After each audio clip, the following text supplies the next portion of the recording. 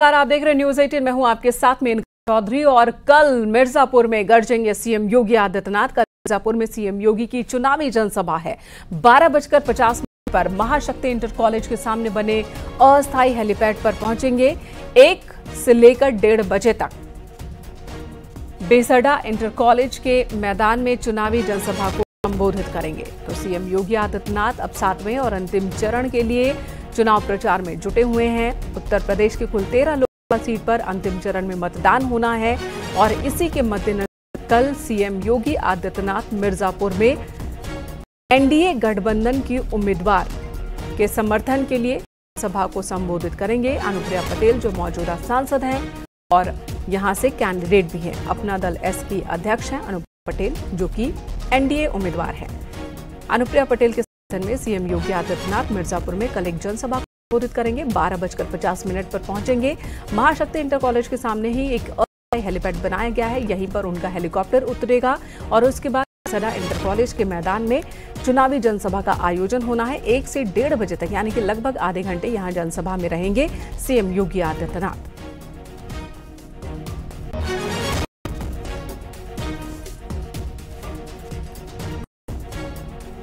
और खबर रामपुर से, जहां चलती कार में अचानक आग लग गई। कार सवारों ने किसी तरह अपनी जान बचाई। कोतवाली बिलासपुर थाना क्षेत्र के नैनीताल हाईवे का ये मामला है।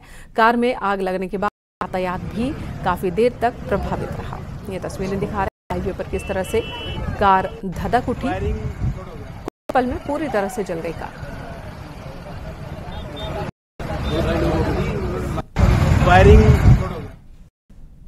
इधर बदायूं में सिविल लाइन थाना क्षेत्र में बहेड़ी के पास एक तेज रफ्तार ट्रैक्टर ट्रॉली पलट गई। इस हादसे में 4 बच्चों समेत 15 लोग जख्मी हुए। घटना के बाद मौके पर पहुंचे गांव वालों ने ट्रॉली के नीचे दबे लोगों को बाहर निकाला। वहीं सूचना पर पहुंची एम्बुलेंस ने घायलों को मेडिकल कॉलेज में भर्ती करवाया।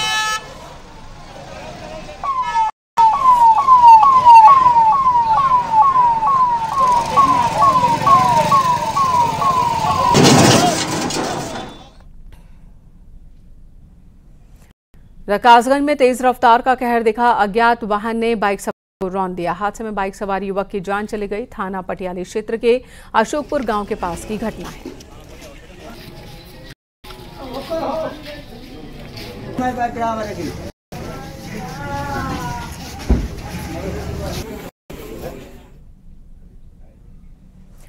भीषण गर्मी के मद्देनजर पश्चिमी यूपी में रेड अलर्ट जारी किया गया है। मेरठ में भीषण गर्मी की वजह से स्कूल बंद। 31 मई तक बंद रहेंगे सभी बोर्ड के स्कूल। कक्षा 12 तक के समस्त स्कूल बंद रहेंगे। जिलाधिकारी दीपक मीणा ने ये निर्देश दिए। बड़ी खबर इस वक्त आ रही है पश्चिमी उत्तर प्रदेश के लिए। गर्मी के मद्देनजर रेड अलर्ट जारी किया गया है, यानी कि लोगों को घरों में ही रहने की हिदायत दी गई है। साथ ही 12वीं तक के 31 मई तक बंद रखे जाएंगे।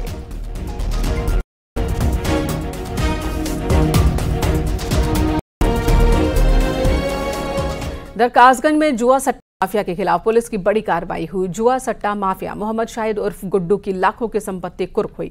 माफिया ने सट्टा और जुआ जैसे अन्य अपराधों से संपत्ति अर्जित की थी। कोतवाली सदर क्षेत्र का मल्ला जय जय राम का ये मामला है।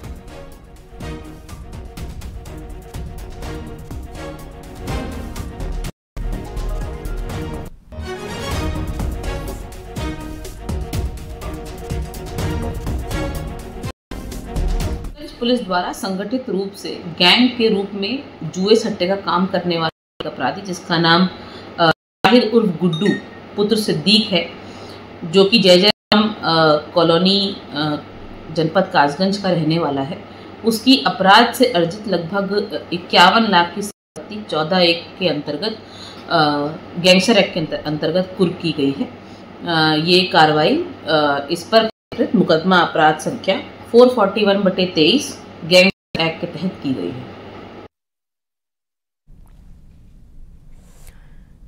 हरदोई के नगला भगवान इलाके में बच्चों को बचाने के दौरान मां की मौत हो गई। खुले तार पर कपड़े पड़े हुए थे जिसे एक युवक उतारने गया तो करंट की चपेट में आ गया। दूसरा भाई बचाने की कोशिश में करंट की चपेट में आ गया।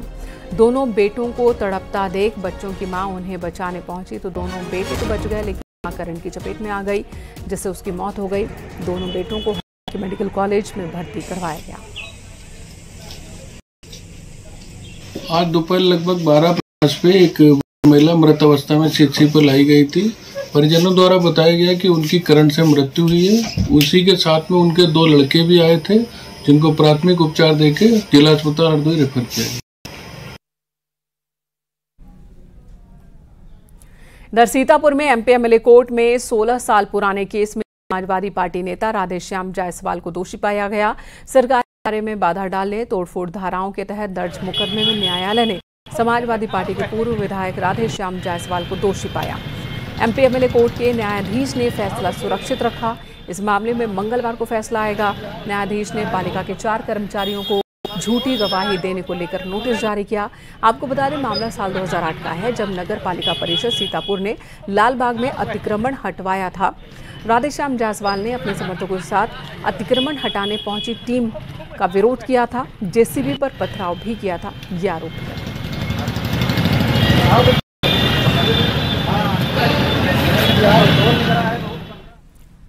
श्री कृष्ण जन्मभूमि और शाही ईदगाह मस्जिद के मामले में सोमवार को भी इलाहाबाद हाई कोर्ट में सुनवाई पूरी न हो सकी। मामले की सुनवाई कर रही जस्टिस मयंक कुमार जैन की सिंगल बेंच ने सुनवाई मंगलवार को जारी रखने का आदेश दिया। हिंदू पक्ष की ओर से दाखिल याचिकाओं की पोषणीयता पर मुस्लिम पक्ष की ओर से एडवोकेट तहसीम अजीज अहमदी ने वीडियो कॉन्फ्रेंसिंग से पक्ष रखा। उन्होंने कहा कि विवादित संपत्ति वक्फ संपत्ति होने के कारण इस विवाद का निपटारा केवल वक्फ न्यायाधिकरण के समक्ष ही किया जा सकता है।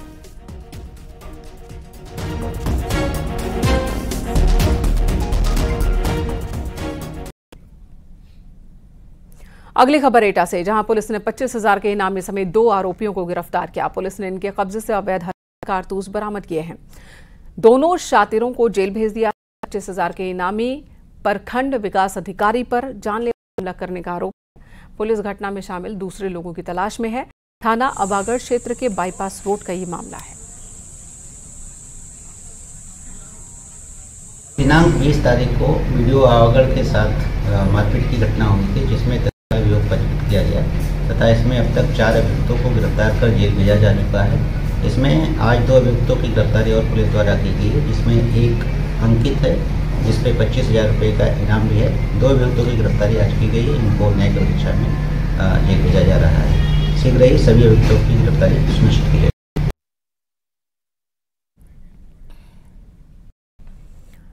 इधर नोएडा हिट एंड रन मामले में मृतक के परिजन ने पुलिस पर जांच में लापरवाही का आरोप लगाया। परिजनों का कहना है कि सीसीटीवी फुटेज होने के बाद भी पुलिस अभी तक आरोपियों को पकड़ नहीं पाई है।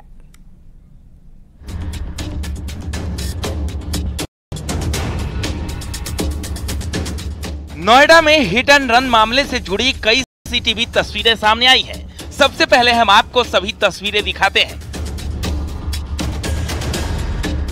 सड़क पर लगे कैमरे के सीसीटीवी फुटेज में बुजुर्ग हाथ में कैन लेकर चलते हुए दिख रहे हैं। तभी एक सफेद ऑडी कार उन्हें टक्कर मार देती है। टक्कर इतनी जबरदस्त थी कि शख्स हवा में उछलकर करीब 10 मीटर आगे जाकर गिरा। इस समय हम नोएडा के सेक्टर कंचनजंगा मार्केट के उसी स्पॉट पे मौजूद है, जहां पर एक बुजुर्ग को ऑडी कार ने, तेज रफ्तार ऑडी कार ने टक्कर मारी, से उनकी दर्दनाक मौत हो गई है। और आपको बता दें, ये जो ठीक पीछे सीसीटीवी देख पा रहे हैं, आप कैमरा देख पा रहे हैं, यहीं पर वो सीसीटीवी कैप्चर हुआ, वो पूरी घटना कैप्चर हुई और साफ तौर पे देखा जा सकता है कि किस तरीके से तेज रफ्तार गाड़ी ने टक्कर मारी और बुजुर्ग की दर्दनाक मौत हो गई। घटना रविवार सुबह नोएडा के सेक्टर 53 स्थित गिजोर गांव के पास की है, जहां सुबह की सैर के दौरान एक ऑडी कार ने शख्स को टक्कर मार दी, जिससे उसकी मौत हो गई। जनों का कहना है कि सीसीटीवी फुटेज के बावजूद भी अभी तक आरोपी गिरफ्तार नहीं। और अगर प्रशासन इसमें सपोर्ट करता तो मेरे वो गुनहगार अब तक सामने आ चुका होता। आपको पता है नोएडा हाई टेक्नोलॉजी हाइब्रिड कैमरे लगे हैं हर जगह पे। तो यहाँ से जब गाड़ी वो तेजी से निकली है, सामने जाके एक चौराहा आता है, चौराहे पे रेड लाइट है, रेड लाइट से गाड़ी लेफ्ट हुई है या राइट हुई है, वो सीधे आप वहाँ पे फुटेज है। अगर उस कैमरे को आप ऑन करते हैं, उस कैमरे में 100% श्योर है कि नंबर साफ साफ दिखेगा। लेकिन क्या कुछ बातचीत हुई पुलिस से? क्या बातचीत हुई है? FIR दर्ज हुई है? जी, इस घटना को 24 आवर हो गया है और हमने कल इवनिंग तक हमें FIR कॉपी मिल गई थी 5 बजे के समथिंग। और पुलिस प्रशासन हमारे साथ सुबह जब तक ये घटना हुआ तब से हमारे साथ कांटेक्ट में है। आप खुद सोचिए कि जब से कांटेक्ट में अब तक 24 घंटे से ऊपर हो चुका है, इसमें कोई नहीं है, जबकि उसको आधा पौन घंटे में नंबर आ जाना चाहिए था, जो नहीं आया। पुलिस के मुताबिक मृतक की पहचान जनक देव शाह के रूप में है, जो सेक्टर 53 के रहने वाले थे। आरोपी को पकड़ने के लिए 3 टीमों का गठन किया है। सीसीटीवी के आधार पर धरपकड़ जारी है, लेकिन परिजनों का आरोप है कि पुलिस सही से जांच नहीं कर। अगर हमारे पास वीडियो ना होता तो मैं इसकी 100% श्योरिटी देता हूँ, एफआईआर भी नहीं होती। वीडियो देखने के बाद एफआईआर हुआ। जब हम सारी चीजें करने के बाद, जो भी क्रिमिनेशन कराने के बाद से जब हम सारे लोग 24 के थाने पहुंचे तो वहाँ पे जो मुंशी हैं उनके भी बात करने का तरीका डिफरेंट था। हमने पूछा हमारे भाई इसमें क्या कार्रवाई हुई, अभी जांच हुई, तो उनका कहना था कि भैया चौकी इंचार्ज के पास एक ही थोड़ी ना है, बहुत सारे काम है। मैंने कहा भाई उनके लिए बहुत सारे काम है, हमारे लिए तो हम परिवार है, हमारे लिए तो वो एक थे, आपके लिए बहुत सारे काम होंगे, आपका भी ये दायित्व बनता है जांच करना। कह रही नहीं जांच चल रही है। मैंने कहा ठीक है। हमने वहीं से चौकी इंचार्ज साहब को कॉल करा, हमने पूछा तो वो कहते हैं आपने तहरीर दे दी। मैंने कहा इन्हें तो यही नहीं पता कि हमने तहरीर दी है कि नहीं दी है, एफआईआर हुई कि नहीं है, और कह रहे हैं कि जांच चल रही है। सीसीटीवी के आधार पर जहां पुलिस आरोपी की तलाश में जुटी है, वहीं परिजनों का आरोप है कि पुलिस सही जांच नहीं कर पा रही।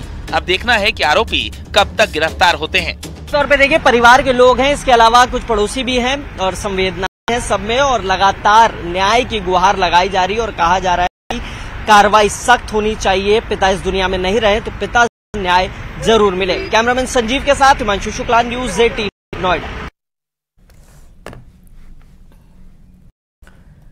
इधर पुणे पोस्ट कार हादसा मामले में कई चौंकाने वाले पर्दाफाश हुए हैं। आरोप है कि नाबालिग को शराब पार्टी करने के लिए पैसे और कार दोनों ही उसके दादा ने दिए थे।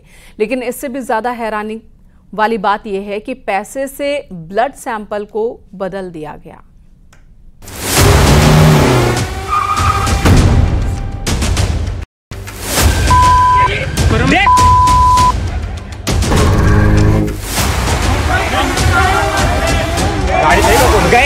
गाड़ी छोड़।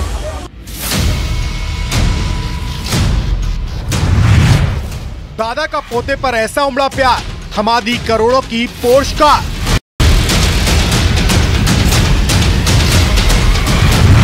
दादा ने पब में पार्टी करने के लिए नाबालिग पोते को दिया क्रेडिट कार्ड।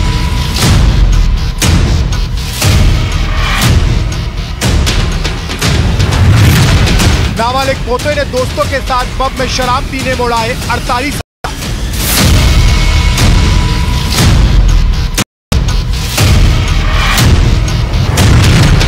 और 200 किलोमीटर प्रति घंटे की रफ्तार से पुणे की सड़क पर दौड़ाई पोर्श कार।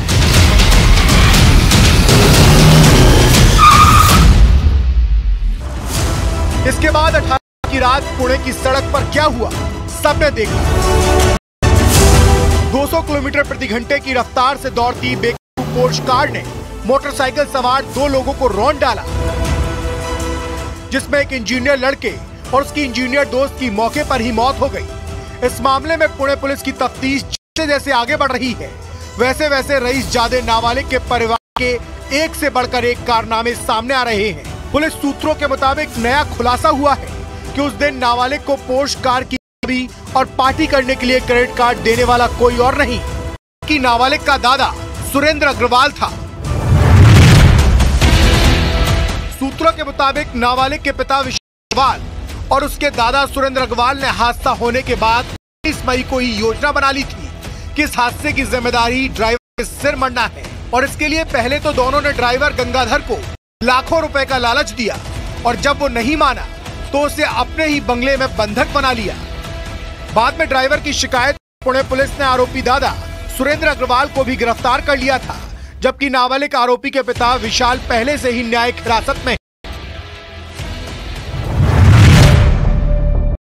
सूत्रों के मुताबिक उस रात नाबालिग के दादा को सब पता था उनका पोता अपने दोस्तों के साथ पब में शराब पीने जा रहा है, इसलिए उन्होंने पोर्श गाड़ी देने के साथ ही अपना क्रेडिट कार्ड भी दिया था।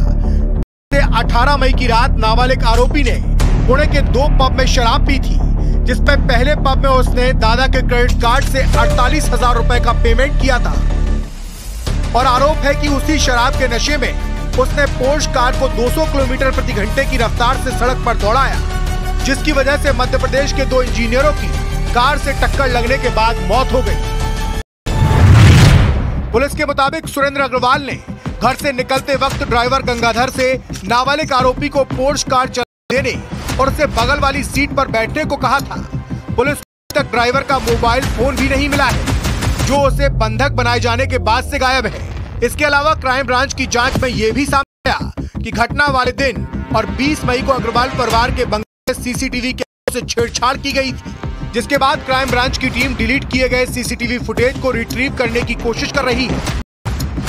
जिस पोर्श कार से पुणे में हादसा हुआ उसे अग्रवाल परिवार ने 2 महीने पहले खरीदा था और केस में आरोपी दादा सुरेंद्र अग्रवाल ने पोर्श की तस्वीर एक सोशल मीडिया ग्रुप में शेयर कर उसे अपने नाबालिग पोते के बर्थडे पर गिफ्ट बताया था।